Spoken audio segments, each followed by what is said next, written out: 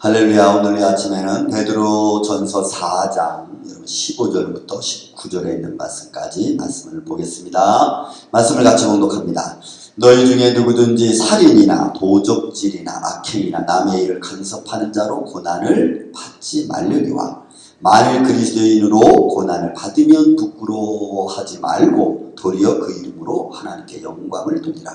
하나님의 집에는 심판을 시작할 때가 되었나니 만일 우리에게 먼저 하면 하나님의 복음을 순종하지 않은 자들의 그 마지막은 어떠하며 또 의인이 겨우 구원을 받으면 경건하지 아니한 자와 죄인은 어디에 서리요.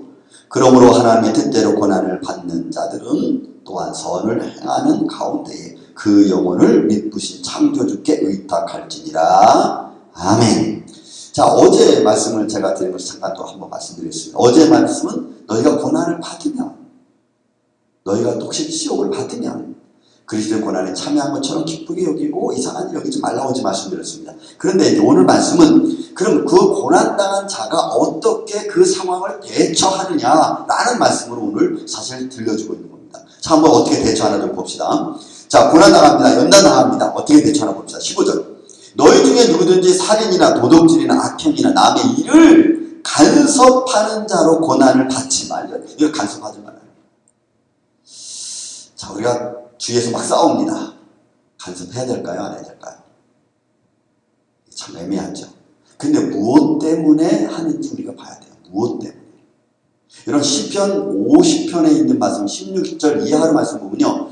너의 마음을, 너의 입을 악인에게 주지 말라 그랬어요. 너의 입을 악인에게 주지 말고 너의 혀로 거짓말을 하지 말라 그랬어요. 그러니까 우리 몸이 불의의 병기로 사용하는 건 성경은 먼저 금하고 있습니다. 그러면 여기서 나오는 보세요. 15절에 살인, 도둑질, 악행, 여기에는 우리가 관여하면 안 돼요. 거기에 동조하면 안 돼요. 시편 50편의 말씀 16절, 15절, 17절 말씀 보면 악인과 동조하지 말라고 했어요. 그들의 형에 동조하지 말라고 했어요. 간음하는 자 동조하지 말고 살인하는 자 동조하지 말라고 했어요. 그럼 여기서 지금 말해주는 것은 뭐냐? 믿음의 사람은 이런 일에 살인이나 도둑질이나 악행, 남의 일에 여러분 우리가 간섭하는 거예요. 잘했다 못했다도 할 필요 없어요. 왜? 그것은 하나님이 심판하는, 그건 애초부터 잘못된 거니까. 잘못된 것을 또 잘못했다고 말할 필요는 없는 거예요. 다만 그것에 대하여 잘못했다고 하는 것에 대하여 우리가 올바른 행동을 보여주면 됩니다. 아니라는 것을 그냥 뭐 삶으로 가르쳐주는 거 외에는 사실은 없어요. 왜냐하면 그걸 간섭해서 잘했다 못했다 막 우리가 같이 간섭에 뛰어들면 그것으로 말미암아 그러면 너는 죄인 아니냐?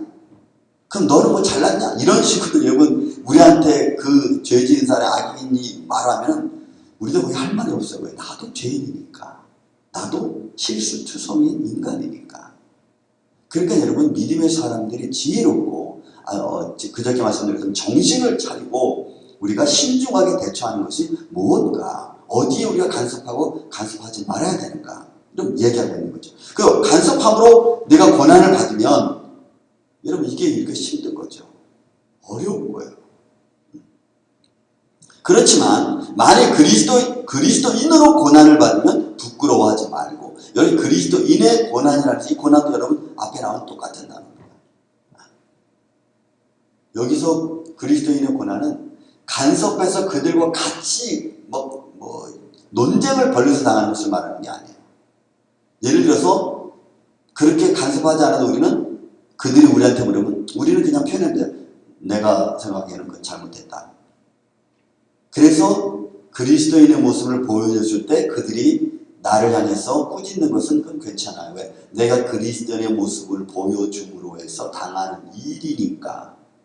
그리스도인의 모습을 보여주는 게 여러분 중요해요. 여기서 말씀해 주는 것은. 그래서 마지막 때인데 여러분 다시 이 시즌 배경을 가봅시다. 예를 들어 로마로 끌려갔습니다. 그 사람들이 이야기하죠. 너가 잘못했다. 그러면 그 잘못한 사람들이 나에 대해서 또 이야기합니다. 너는 그럼 잘났냐? 그러면 거기도 우리가 할 말이 없어요. 그렇지만 그 상황 속에서 우리가 그리스도의 모습으로서 그들이 내가 잘나서가 아니라 말씀이 이래서, 또 말씀까지 우리 믿음의 사람 이러면 안 되지 않느냐. 하나님의 영광을 위해서 우리가 말하는 것은 여러분 그건 괜찮은 거예요. 괜찮다고 하는 말보다 여러분 그럼으로 해서 고난받는 거죠. 부끄러워하지 그러니까 여기 베드로는 고난당한 상황 속에 있을 때에 믿음의 사람들은 어떻게 대처해야 되는가, 이게 말씀의 중점을 이루고 있는 겁니다. 그리고 그 밑에 나와 있는 말씀들은 역시 또 거기에 대한 이제 하나님에 대한 심판이죠. 자, 하나님의 집에서부터 심판이 시작됐습니다. 17절에 보면 하나님의 집에서 심판이 시작할 때에, 그리고 믿는 자와 믿지 않는 자에 대한 거죠. 믿는 자가 먼저 심판받으면 믿지 않는 자는 어떻게 되겠느냐, 이런 의미를 말씀해 주고 있는 거예요. 그러므로 마지막 19절에는 하나님의 뜻대로 고난을 받는 자들은, 이렇게 되는 거예요. 여러분, 하나님의 뜻입니다. 하나님의 영광을 먼저 생각하는 거예요. 여기서 고난이라는 것은 파스코, 여러분, 선이든 악이든 어떤 것이든 상관없어요. 그러나 그것이 외부적에서부터 내 안에 들어오는 것을 고난을 말해요. 그러니까 하나님의 뜻은 하나님의 영광을 위해서 내가 달려가는 과정 속에 외부로부터 오는 시험들을 말하는 겁니다.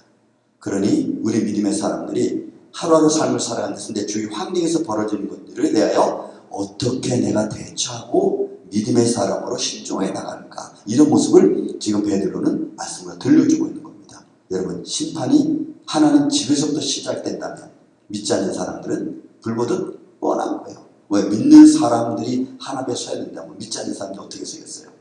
베드로는 어떻게 보면 이것은 위로의 말씀입니다. 믿는 사람에게 주시는, 또 믿음의 사람의 삶에 대처해가는 것을 주시는 하나님의 은혜를 사실 말씀하고 있어요. 저는 그 은혜가 오늘 여러분들이 하루 살아가는 데 있어서 잘 믿음의 판단을 기준으로 삼아서 사람들에게 하나님의 영광을 드러낼 수 있는 이런 삶이 되시기를 주님의 이름으로 축원드립니다. 기도하겠습니다.